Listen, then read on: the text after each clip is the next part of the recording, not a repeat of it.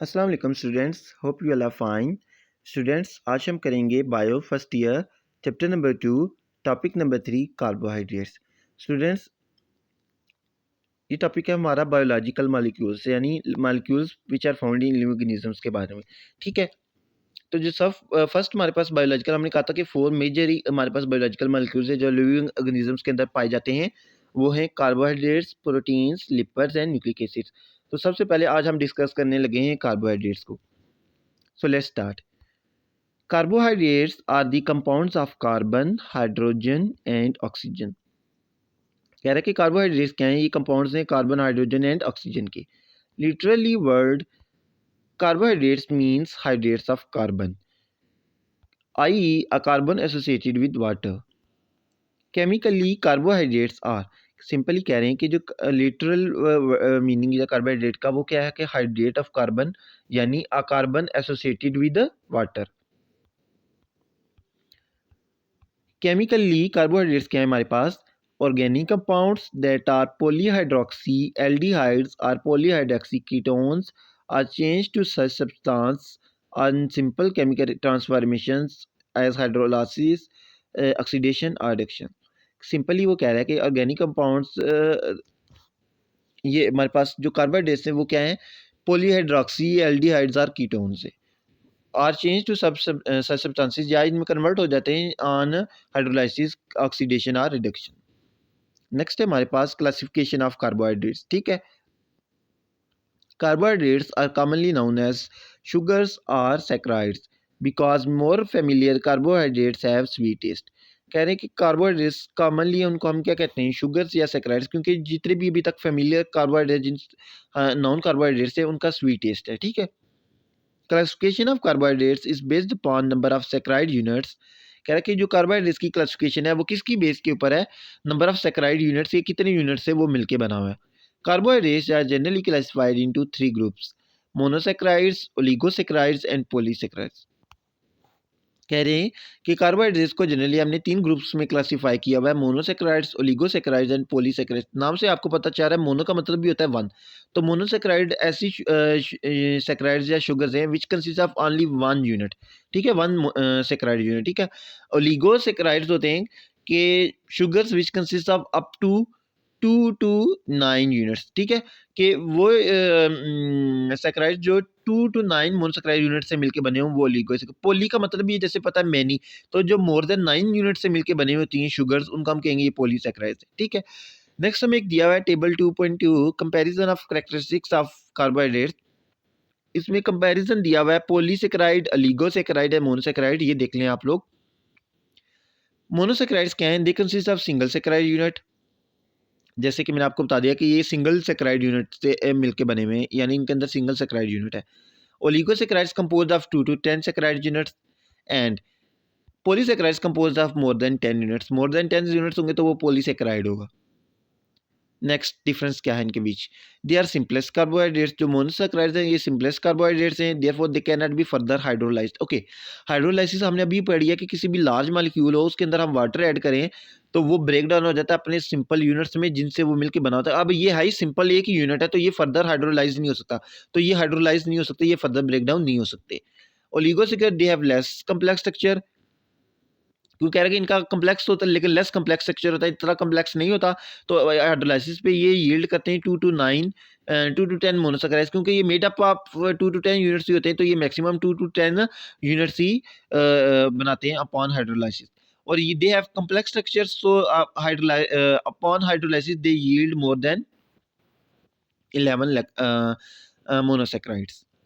They are highly soluble in water. अच्छा, अब आपने एक ये डिफरेंस याद रखना है कि जो तीनों मोनोसैकराइड्स हैं उसमें जो सबसे सिंपलेस्ट हैं यानी मोनोसैकराइड्स वो हाईली सोलुबल इन वाटर होते हैं, यानी ये इजीली डिजॉल्व होते हैं और मोस्टली डिजॉल्व होते हैं वाटर में। They are less soluble and they are generally insoluble in water. Polysaccharide जो है तो वो इनसोल्युबल होते हैं वाटर में, यानी डिजॉल्व नहीं होते। ओके, उसके अलावा जो स्वीटेस्ट हैं इनमें से हमने कहा है मोस्टली तो स्वीटेस्ट ही होते हैं, लेकिन जो मोर स्वीटेस्ट हैं वो कौन से? Monosaccharide. They are sweetest among all carbohydrates. जो मोनोसैकराइड्स हैं ये स्वीटेस्ट हैं। They are less sweet in taste, they are tasteless. जो पॉलीसैकराइड्स हैं ये टेस्टलेस होते हैं, यानी का कोई टेस्ट नहीं होता। नेक्स्ट आ जाता है हमारे पास मोनोसैकराइड्स। अभी अब ये जो तीनों हमने टाइप्स पढ़ी हैं कार्बोहाइड्रेट्स की, मोनोसेक्राइड्स, ओलिगो एंड पोली, इनको हम डिटेल में स्टडी करने लगे। फर्स्ट ऑफ ऑल आ जाता है हमारे पास monosaccharides. Monosaccharides are to carbohydrates which are either polyhydroxy aldehydes or polyhydroxy ketones. कह रहा है ये टू कार्बोहाइड्रेट्स हैं या ये पॉलीहाइड्रोक्सी एल्डिहाइड्स हैं या कीटोन्स हैं। The range of number of carbons in the monosaccharides is 3 to 7। Okay, जो कार्बन की रेंज है कि इनके अंदर नंबर ऑफ कार्बन कितने हो सकते हैं, वो कितनी है, वो 3 to 7 है। All the carbon atoms in a monosaccharide except one have a hydroxyl group, while remaining carbon atom is either the part of aldehyde or ketone. The general formula for the representation of monosaccharides is CnH2O H2NON. Okay, कह रहा है कि जो general formula है monosaccharides का वो है CnH2NON। ठीक है, इस फार्मूले से आपको क्या पता चल रहा है, एन होता है नंबर ऑफ एटम्स। अब जैसे कार्बन है, लेट्स सपोज कार्बन हमारे पास 3 है, तो ओ भी एन है। अब एन एन का मतलब है कि कार्बन और number of oxygen atom same होंगे किसमें, तो एन अगर 3 है, कार्बन 3 है तो ऑक्सीजन भी 3 होंगे। अगर आप गौर करें हाइड्रोजन 2 एन है, यानी एन का 2 टाइम्स, तो अगर एन कार्बन 3 है तो ये 3 2s आर 6, तो हाइड्रोजन 6 होंगे, where n is the number of atoms in monosaccharides. Next आ जाता है क्लासिफिकेशन ऑफ मोनोसेक्राइड। अच्छा, अब हमने कहा था ना कि मोनोसेक्राइड्स में जो कार्बन की लिमिट है वो है 3 to 7 की। मोनोसेक्राइड के अंदर 3 कार्बन भी हो सकते हैं, 4 भी, 5 भी, 6 भी तो 7 भी। तो इसके बेस पे मोनोसेक्राइड्स की भी आगे फर्दर क्लासिफिकेशन है। ठीक है, क्लासिफिकेशन ऑफ मोनोसेक्राइड्स भी है। Classification of monosaccharides based upon functional group and number of carbon atoms. ठीक है, अब कह रहा है कि मोनोसेक्राइड्स को हमने दो बेसिस पे क्लासिफाई कर सकते हैं, या फंक्शनल ग्रुप के ऊपर बेस के ऊपर भी कि उनके अंदर कौन सा फंक्शनल ग्रुप प्रेजेंट है। ठीक है, और नंबर ऑफ कार्बन एटम्स की बेस पे भी। अब फंक्शनल ग्रुप दो ही हमने पढ़े ऊपर, एल्डिहाइड या कीटोन। कह रहा है on the basis of functional group the monosaccharides containing aldehyde, कि जिनके अंदर एल्डिहाइड होगा उनको हम कहेंगे ये क्या है, एल्डोजिस। जिनके अंदर कीटोन फंक्शनल ग्रुप होगा उनको हम कहेंगे ये कीटोसिस है। On the number of carbon atoms there classified into 5 groups. ठीक है, अगर 3 कार्बन है किसी मोनोसेक्राइड के अंदर हम कहेंगे ये ट्रायोजिस है, 4 टेट्रोजिस, 5 कार्बन वाली पेंटोजिस, 6 वाली हेक्सोजिस एंड 7 वाली हेप्टोजिस। नेक्स्ट पेज पे मैं एक टेबल दिया हुआ है, table 2.3 example and functions of monosaccharide. ठीक है, जितने भी मोनोसेक्राइड्स हैं उनकी कुछ एग्जांपल्स दी हुई हैं और उनका फंक्शंस दी हुए हैं।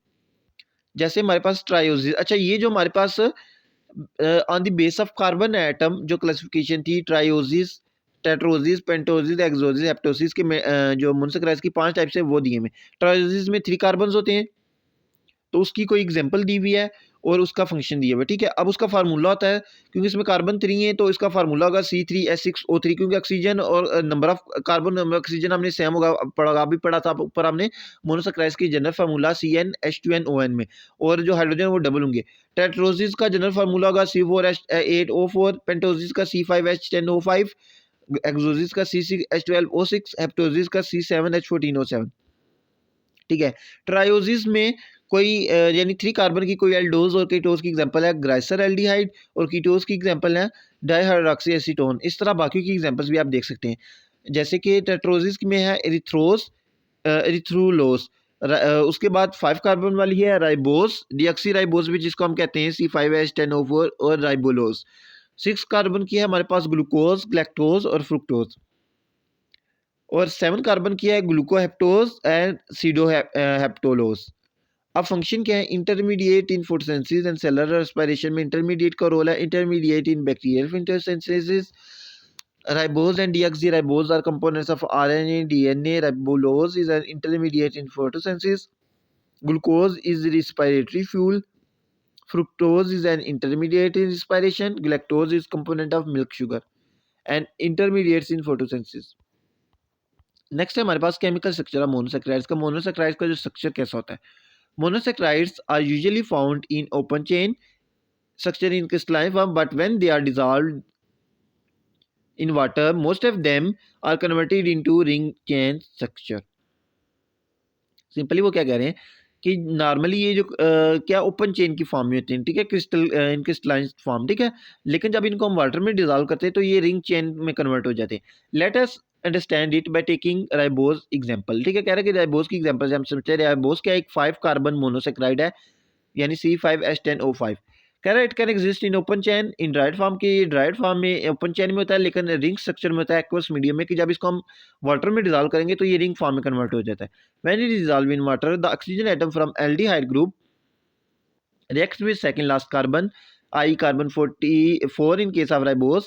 In this way, oxygen atom forms a link between carbon 1 and carbon 4, while the oxygen OH group of carbon 4 is shifted to carbon 1. After this modification, ring structure of ribose is formed. अब ये उसने बताया हुआ कि ring structure बनता कैसे है chain से। कह रहा है कि जब हम उसको वाटर में डिजॉल्व करते हैं तो जो उसका एल्डिहाइड ग्रुप है उसमें से जो ऑक्सीजन है वो रिएक्ट कर जाता है carbon number second last carbon यानी कार्बन नंबर 4 के साथ, ठीक है। अब जब उसके साथ रिएक्ट करेगा तो उन दोनों कार्बन नंबर 1 और कार्बन नंबर 4 के बीच में क्या होगा, एक लिंक बन जाएगा और OH ग्रुप जो है वो शिफ्ट हो जाएगा कार्बन नंबर 1 से। आफ्टर इस लिंक के बाद जो है क्या रिंग स्ट्रक्चर बन जाएगा हमारे पास। ये आप अगर फिगर 2.10 देख सकें, ये है conversion of open chain into ring chain, ठीक है। ये हमारे पास देखें क्या एक राइबोज है, राइबोज में कितने 5 कार्बन C 1 2 3 4 5 आप देख सकते हैं, कार्बन 5 है हमारे पास, ठीक है। ये इसका ओपन चेन स्ट्रक्चर है। CHO कार्बन 2 पर एक तरफ OH HOH HOH H लगा हुआ है, लास्ट में CH2OH, ठीक है। अब जब हमने इसको वाटर में डिजॉल्व किया है तो ये जो कार्बन नंबर 1 का ऑक्सीजन है जो, ठीक है, जो फंक्शनल ग्रुप का ऑक्सीजन, इसने रिएक्ट किया कार्बन नंबर 4 के साथ। जब रिएक्ट किया तो क्या किया, इनके बीच में एक लिंक यानी बॉन्ड बन गया और ये जो ऑक्सीजन है इसका कार्बन नंबर 4 का, ये शिफ्ट हो जाएगा कार्बन नंबर 1 पे। तो ये आप देखें ये जो ये आगे इसका रिंग स्ट्रक्चर ड्रा हुआ है।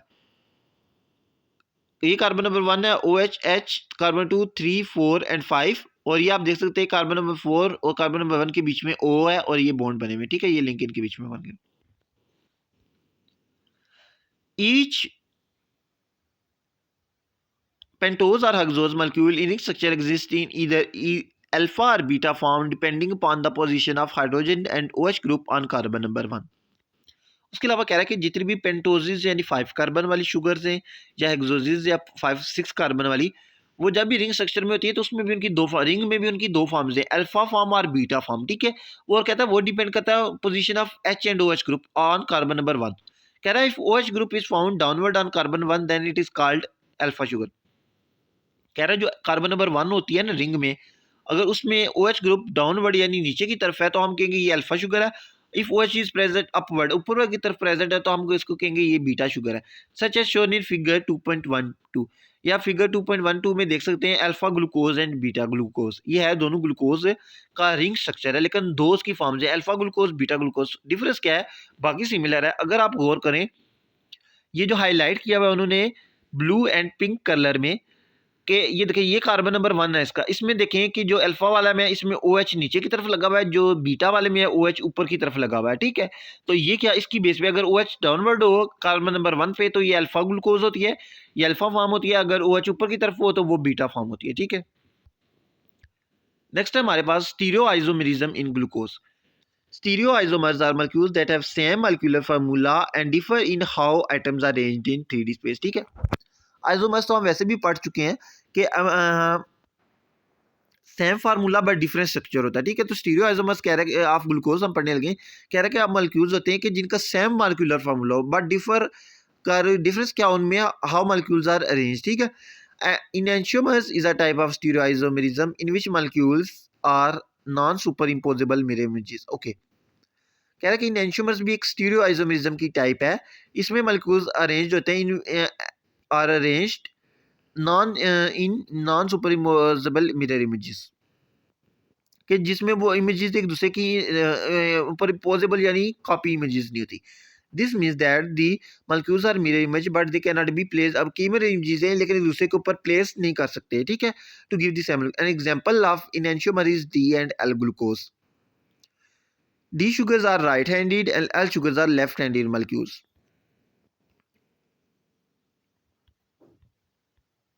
ये आप देख सकते हैं फिगर 2.13 एग्जाम्पल ऑफ इनएंशियोमर्स, ठीक है। ये हमारे पास ग्लूकोज है, इसकी दो फॉर्म्स हैं एल ग्लूकोज और डी ग्लूकोज। डी ग्लूकोज क्या होती है right handed sugar, L glucose होती है फॉर लेफ्ट हैंडेड शुगर, ठीक है। नेक्स्ट है हमारे पास लेबोरेटरी मैन्युफैक्चर्ड आर्टिफिशियल स्वीटनर्स, कि जो लेबोरेटरी में हमारे पास मैन्युफैक्चर होते हैं artificial sweeteners. Laboratory manufactured sugars R L sugars, कहता है कि जो लेबॉर्ट्री में जो शुगर्स मैन्युफैक्चर होती हैं वो एल शुगर्स होती है। अच्छा, इसका मतलब ये हुआ कि जो नेचुरली शुगर्स होती हैं ना वो डी होती हैं, ठीक है, यानी राइट हैंडेड होती हैं। On the other hand the naturally occurring sugar in bodies are D sugars. Proteins and cell receptors are design to react only with D sugars, कह रहा है कि जो प्रोटीन्स होती हैं और जो सेल के रिसेप्टर्स होते हैं उनको डिज़ाइन किया जाता है, इस तरह डिज़ाइन होते हैं कि वो सिर्फ डी शुगर्स के साथ रिएक्ट कर सकते हैं, ठीक है। For example the enzymes in your stomach and digest only right handed sugars, कह रहा है कि जो इंजाइम्स हमारे स्टमक में होते हैं वो सिर्फ राइट हैंडेड शुगर्स को डाइजेस्ट कर सकते हैं, ठीक है। Likewise left hand sugars can not be metabolised by right hand enzyme, इस तरह कह रहा है कि जो लेफ्ट हैंड शुगर्स हैं वो राइट हैंड एंजाइम्स उनको ब्रेक डाउन नहीं कर सकते। Just as the glove fits only on the proper hand, की जिस तरह ग्लव प्रॉपर हैंड में फिट होता है, right hand enzyme cannot fit on react with the left hand substrate. The substrate must fit on the proper active site of the enzyme. So for the left handed substrate artificial sweetener, the enzyme must be left handed. Next आ जाता है हमारे पास oligosaccharide, ठीक है। तो monosaccharides हमने पढ़ लिए कि सिंपलेस्ट जो हमारे पास टाइप ऑफ मोनोसेक्राइड्स हैं और इनमें कार्बन हो सकते हैं up to 3 to 7 and based on carbon इनको हमने क्लासिफाई किया एज ट्रायोसिस, टेट्रोसिस, पेंटोसिस, हेक्सोसिस और हेप्टोसिस, ठीक है। नेक्स्ट आ जाते हैं हमारे पास oligosaccharides. The group consist of derivatives of monosaccharides, those carbohydrates which upon hydrolysis yield 2 to 10 saccharide units are called oligosaccharides, कह रहा है ऐसे कार्बोहाइड्रेट्स जो कि हाइड्रोलाइसिस पे हमें 2 से लेकर 10 तक मोनोसेक्राइड यूनिट्स दें, हम उनको कहेंगे ये ओलिगोसेक्राइड्स है, ठीक है। यानी वो 2 to 10 मोनोसेक्राइड यूनिट से मिलकर जो बने होते हैं कार्बोहाइड्रेट्स वो oligosaccharides. On the basis of saccharide units the oligosaccharides are classified into disaccharides, trisaccharide, tetrasaccharide and so on, ठीक है। अब हमने कह रहा है कि इनके अंदर 2 to 10 मोनोसेक्राइड यूनिट्स हो रहे हैं, तो कह रहा है कि इसकी बेस के ऊपर इनको हमने क्लासिफाई किया बाय एज डाइसेक्राइड। अगर उनके अंदर वो 2 यूनिट कंसिस्ट ऑफ 2 यूनिट से कि 2 यूनिट से मिलकर बने हुए तो उनको हम कहेंगे डाइसेक्राइड है। 3 होंगे तो ट्राई, 4 होंगे तो टेट्रा, 5 होंगे तो penta and so on. The most common among these are disaccharides, कह रहा है इनमें सबसे जो कॉमन होते हैं जो पाए जाते हैं वो डाइसेक्राइड्स होते हैं। अब हम डिस्कस करेंगे disaccharides. 2 monosaccharide units combine to form are disaccharide, कह रहा है कि 2 मोनोसेक्राइड्स मिलकर क्या बनाते हैं, एक disaccharide. It is a kind of oligosaccharide, ये भी ओलिगोसेक्राइड की टाइप है। Disaccharides are less sweet in taste and less soluble in water, ये लेस स्वीट होते हैं टेस्ट में और लेस सोलेबल होते हैं वाटर में।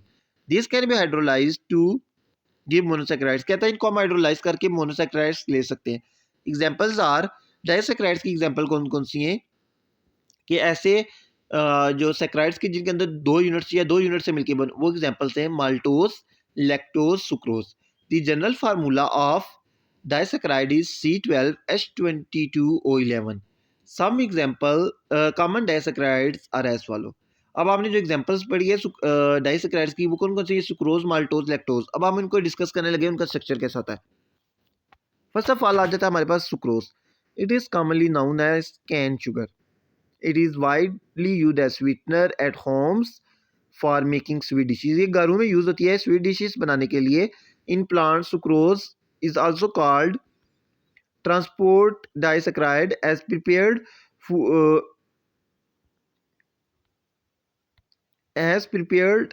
food in plants is transported in the form of sucrose, ठीक है। कि जो प्लांट्स में जो प्रिपेयर्ड फूड होती है वो भी सुक्रोज होती है, ठीक है।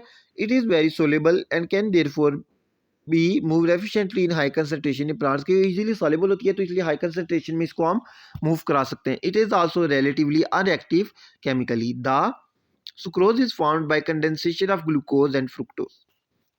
सिंपली कह रहे हैं कि अगर एक ग्लूकोज और फ्रुक्टोज जब कंडेंस होंगे, यानी कंडेंसेशन अभी ऊपर हमने पढ़ा कि जब वाटर वो एक रिमूव होता है 2 मॉलिक्यूल्स के बीच में से, उनके बीच में बॉन्ड बन जाता है। तो कह रहे हैं कि जब ग्लूकोज और फ्रुक्टोज की कंडेंसेशन होगी यानी इनके बीच में बॉन्ड बनेगा तो उससे जो हमारे पास मॉलिक्यूल बनेगा वो क्या बनेगा, वो बनेगा sucrose. In this reaction OH group at carbon 1 of glucose react with OH group at carbon 2 of fructose liberating a water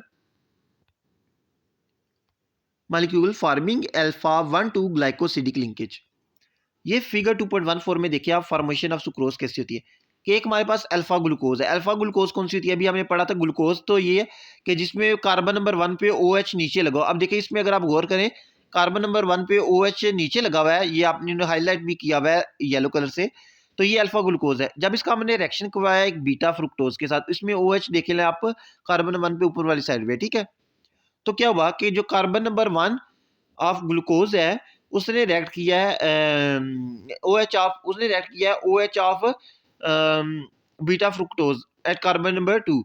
तो क्या हुआ है कि जब जिन्होंने रिएक्ट किया तो OH और उसका H मिलके ये मूव हो गए हैं और बीच में वाटर बन गया, इनके बीच में बॉन्ड बन गया ऑक्सीजन के साथ, ठीक है। तो ये हमारे पास बन गया सुक्रोज। इस और ये जो बॉन्ड बना है इसको हम कहेंगे alpha 1,2 glycosidic linkage plus water molecule eliminate हो गया। नेक्स्ट है हमारे पास maltose.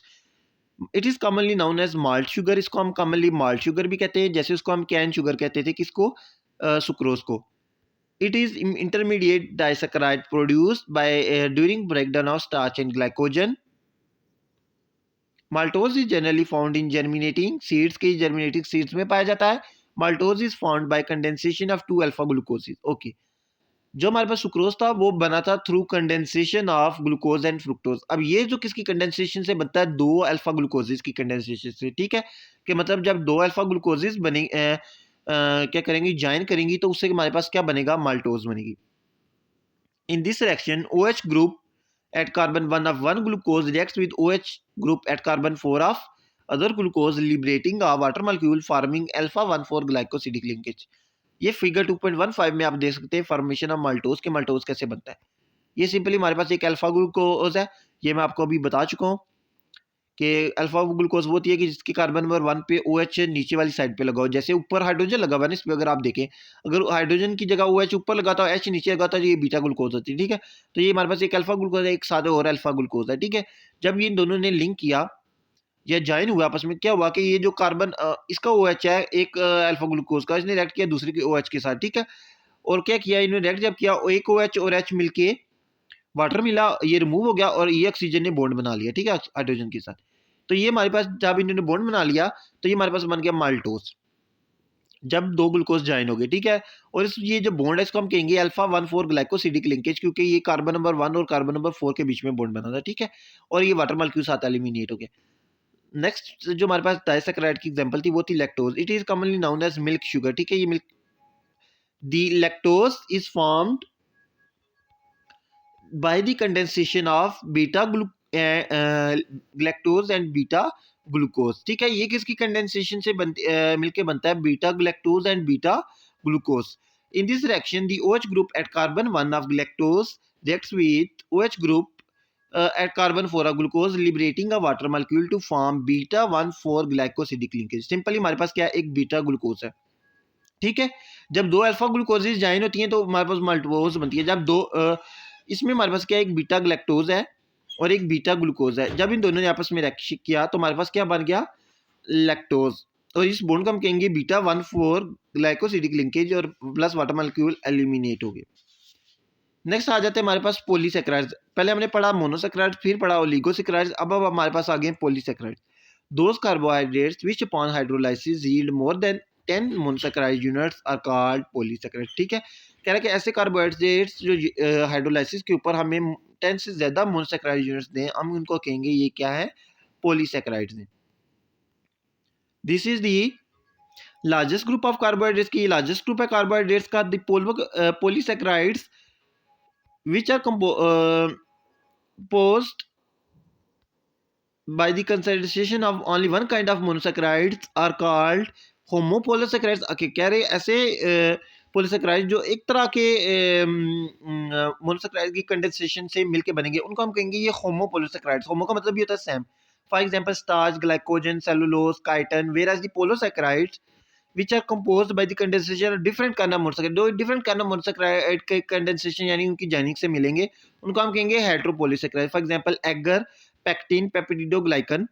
polysaccharides function chiefly mainly as food and energy stores, for example starch, glycogen and structural material, e.g. cellulose and chitin। they are convenient storage molecule for several reason के कि ये storage molecule के तौर पे काम करते हैं, ठीक है। Their large size mark makes them more or less insoluble in water, so they exert no osmotic or chemical influence in the cell। कह रहे कि उनके लार्ज साइज की वजह से वो insoluble होते हैं वाटर में, they fold into compact shapes and they are easily converted to sugars by hydrolysis when required। और ये इजीली कन्वर्ट हो सकते हैं शुगर्स में बाय हाइड्रोलाइसिस, ठीक है। तो इसलिए ये कि स्टोरेज मॉलिक्यूल्स के तौर पे काम करते हैं mainly. Some common polysaccharides are, अब जैसे डाइसेक्राइड्स की हमने कुछ एग्जांपल्स पढ़ी थी, लाइक लैक्टोज, माल्टोज, ठीक है, सुक्रोज। इस तरह जो पॉलीसेक्राइड्स की कुछ एग्जांपल्स है वो है स्टार्च, सेलुलोज एंड काइटन। अब हम उनको देखते हैं वो क्या है, डिस्कस करेंगे। फर्स्ट ऑफ ऑल हमारे पास है स्टार्च। स्टार्च क्या है, एक होमोपोलीसेक्राइड है। अभी ऊपर हमने पढ़ा था कि पॉलीसेक्राइड्स की दो टाइप्स है, होमो और हेट्रो। होमो होती है कि वो एक ही तरह के सेक्राइड यूनिट से मिलकर बनी होंगी, ठीक है, मतलब बहुत सारे होंगे। पोली का मतलब ये है कि बहुत सारे हो सकते हैं, कि 10 से ज़्यादा ही होंगे, लेकिन वो सारे अगर एक जैसे कि सेक्राइड यूनिट मोनोसेक्राइड से मिलकर बनी हुई है तो ये होमोपोलीसेक्राइड है। देखते हैं अब ये किससे मिलकर बनी है, which is found by condensation of hundreds of alpha glucose. के ये 100 ऑफ अल्फा ग्लूकोजिस की जब कंडेंसेशन होती है, यानी उनकी जॉइनिंग होती है आपस में, तो स्टार्च बनती है, ठीक है। इट इज स्टोरेज कार्बोहाइड्रेट है प्लांट्स के, ये प्लांट्स की स्टोरेज कार्बोहाइड्रेट है, ठीक है।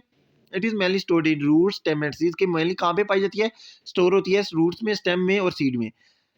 Serial grains and potato tubers are rich source of starch in human diet. कह रहे हैं कि जो सीरियल ग्रेन्स हैं और पोटैटो ट्यूबर्स ये रिच सोर्स हैं किसके, स्टार्च के।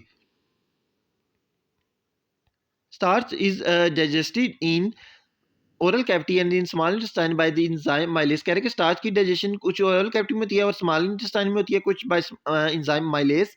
Point hydrolysis is maltose first and then maltose is further digested by maltase enzyme and is glucose, ठीक है। कह रहे कि जब इसकी हाइड्रोलाइसिस होती है, फर्स्ट ये कन्वर्ट हो जाता है माल्टोज में बाय माल्टेज एंजाइम, नहीं, एंड देन जो माल्टोज है वो डाइजेस्ट होगा बाय माल्टेज एंजाइम और कन्वर्ट हो जाएगा ग्लूकोजेज में। The presence of starch in a given sample can be confirmed by iodine test as it give blue color with iodine solution। कह रहा है कि अगर किसी सोल्यूशन में हमने स्टार्च की प्रेजेंस कंफर्म करना हो तो हम आयोडीन टेस्ट से कर सकते हैं, ठीक है। अब कह रहा है there are two types of starches. Starch की भी दो टाइप्स होती हैं, आई माइलोज एंड माइलोपेक्टिन, ठीक है। कौन कौन सी, माइलोज और माइलोपेक्टिन। ये फिगर 2.17 में आप देख सकते हैं स्ट्रक्चर ऑफ स्टार्च। अच्छा, एक माइलोज का भी दिया हुआ है, एक माइलोपेक्टिन का भी दिया हुआ है, ठीक है। अब माइलोज का, अब इन दोनों में डिफरेंस क्या है वो देख लें। माइलोज जो है ना, अगर आप देख लें, वो सिंपली एक स्ट्रेट चेन है, जबकि ये जो माइलोपेक्टिन है इसमें ब्रांचेस भी हैं। माइलोज इज एन अनब्रांच्ड है, यानी इसमें ब्रांचेस, लीनियर चेन है of glucoses in which glucoses are attached together by alpha 1,4 glycosidic linkage, ठीक है। It is insoluble in hot water, it is soluble in hot water only, के hot water में सिर्फ dissolve होता है। On the other hand amylopectin has branch structure, a linear chain of glucoses, but more chains of glucoses in the form of branches are also attached by alpha 1,6 glycosidic linkages। It is completely insoluble in water, वो dissolve ही नहीं होता। Next आ जाता है हमारे पास polysaccharide की example, glycogen.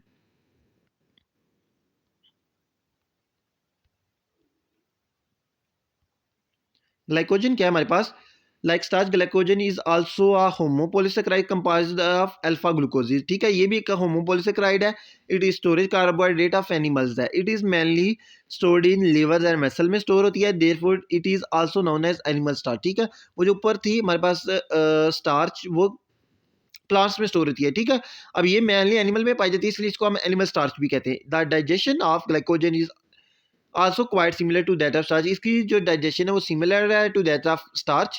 The presence of glycogen in a given sample can be confirmed by iodine test as it gives red color with iodine solution। कह रहा है इसकी presence भी confirm हो सकती है through iodine, क्योंकि ये red color देती है iodine solution के साथ। Structure of glycogen resembles with amylopectin starch, but glycogen has much more branching than amylopectin। इसकी कह रहा है जो स्ट्रक्चर है वो माइलोपेक्टिन से सिमिलर है। नेक्स्ट हमारे पास एग्जांपल आ जाती है पॉलीसेक्राइड की, सेलुलोज। ये तो हम कितनी दफ़ा पढ़ चुके हैं कि जो प्लांट सेल वाल है is made up of cellulose, यानी प्लांट की सेल वाल में पाई जाती है cellulose. Cellulose is the most abundant carbohydrate on earth. अच्छा, ये मोस्ट अबंडेंट यानी मोस्ट सबसे ज़्यादा पाया जाने वाला कार्बोहाइड्रेट है अर्थ पे। It is also होमोपोलीसेक्राइड, but unlike starch and glucagon it is formed by condensation of 100 of beta glucose. जब बहुत सारी बीटा ग्लूकोज की कंडेंसेशन होती है, जॉइनिंग होती है, तो उससे हमारे पास सेलुलोज बनता है। It is structural carbohydrate of plants and it is major constituent of plant cell wall. Cotton and paper are the pure forms of cellulose, कह रहे हैं जो कार्टन और पेपर है वो प्योर फॉर्म में सेलुलोज की, ठीक है। Cellulose shows no colour with iodine solution, कि ये आयोडीन सोल्यूशन के साथ कोई कलर नहीं देता, जैसे कि वो ऊपर वाले स्टार्च और ग्लाइकोजन देते थे रेड एंड ब्लू, जिससे हम उनकी कर सकते थे आइडेंटिफिकेशन कि ये है या नहीं, ठीक है। Structure of cellulose resembles with amylose, इसका स्ट्रक्चर जो है माइलोज से मिलता है in such a way that it has unbranched structure but it has beta 1,4 glycosidic linkages between glucose residues, ठीक है। ये हमारे पास फिगर 2.19 में स्ट्रक्चर ऑफ सेलुलोज दिया हुआ है, आप देख सकते हैं इसमें कौन सी लिंकेजेस पाई जाती हैं, बीटा 1,4 ग्लाइकोज एसिडिक लिंकेजेस। नेक्स्ट आ जाता है हमारे पास काइटिन, ये भी एग्जांपल है पॉलीसेकेराइड की। Chitin is the second most organic molecule on earth, abundant यानी वो सबसे second most abundant। It is also a homopolysaccharide, ये भी एक होमोपोलीसेकेराइड है। It is a structural carbohydrate found in the cell wall of fungi and in exoskeleton of arthropods. हमने पढ़ा था सेल वॉल सेल स्ट्रक्चर में कि जो सेल वॉल होती है, प्लांट सेल वॉल होती है, वो made up of cellulose, where जो है फंजाई की मेड अप ऑफ काइटिन होती है, ठीक है। तो ये कह रहा है कि जो फंजाई की सेल वॉल है उसमें पाया जाता है, और एक्सोस्केलेटन ऑफ आर्थ्रोपोड्स में। एक्सोस्केलेटन का तो आपको पता ही होगा स्टूडेंट्स की जो स्केलेटन सिस्टम होता है, ये एंडोस्केलेटन भी होता है कि या एक्सोस्केलेटन होता है। जो आर्थ्रोपोड्स वगैरह होते हैं उनका एक्सोस्केलेटन होता है, जो स्केलेटन सिस्टम होता है वो आउटसाइड पाया जाता है, ठीक है। Due to the occurrence of chitin in fungal cell wall, it is also known as fungal cellulose, इसको हम fungal cellulose भी कह सकते हैं। chitin is the derivative of N-acetyl glucosamine monomers which is a modified form of glucose। कह रहा है कि ये किसका डेरिवेटिव है, एन एसिटाइल ग्लूकोसामाइन, जो एक ग्लूकोज की मॉडिफाइड फॉर्म है। It has an unbranch structure and its monomers are linked together by beta 1,4 glycosidic linkages. So students, ये हमारा कार्बोहाइड्रेट्स वाला टॉपिक कंप्लीट हो गया। होपफुली आपको समझ आ गया होगा। If you have any doubt you can ask in comment section. Thank you.